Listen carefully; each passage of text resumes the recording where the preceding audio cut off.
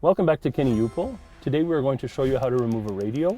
You'll see that most automotive radios are roughly the same configuration with a trim of plastic around and some bolts to remove to get the radio out itself, and then some connectors in the back. For this example, we will be using 2 screwdrivers, a star and a flat to get at them.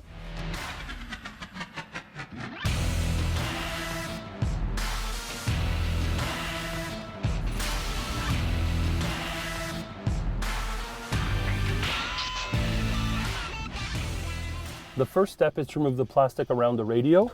In this case, I have these pieces here to remove. And if I look, I don't see any screws at all. So if they're just some plastic clips, you want to be careful not to break them because you may need these parts yourself. If not, you can leave them for the next person. So just by pulling gently, I can remove these parts. And then the next step is the plastic trim that goes around the radio itself. Again, I look closely not to break anything. I see there are a few tabs here to pull on to remove. And then this panel should pop out relatively easily. There we go. If I don't need that part, I leave it for the next customer.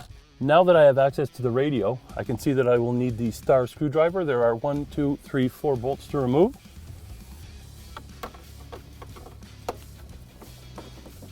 Depending on the vehicle, you may need some special keys to reach in. Some are installed a little differently, but usually if you take a look around the radio itself, you'll quite quickly see how it's attached. And the last one up here. And that's done. The following step is to remove the radio itself.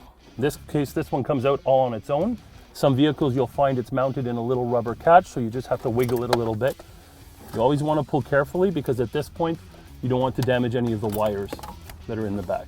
A radio will always have several connectors and an antenna in the back. So the antenna in this case, I simply pull out. You always want to be sure not to pull too hard or break anything. And then the little connectors have a small tab where I said we need a screwdriver. I don't even think we're going to need it this time because with my finger, I can just push on these little tabs. Sometimes they're a little stiff, so a flat screwdriver will help you get in there. But in this case, these 3 clips are done and my radio is removed. In some cases, you will need the VIN from the vehicle to have your radio installed and decoded, so make sure you take a picture of the VIN before you leave. There you go. That's how easy it is to remove a radio at Kenny Upol and save a lot of money. As a bonus, we notice in this vehicle that we now have access to the heater control. So if ever you were looking to remove your heater control, in this case, you simply pull and you've got a few connectors in the back to remove. It's really as easy as that.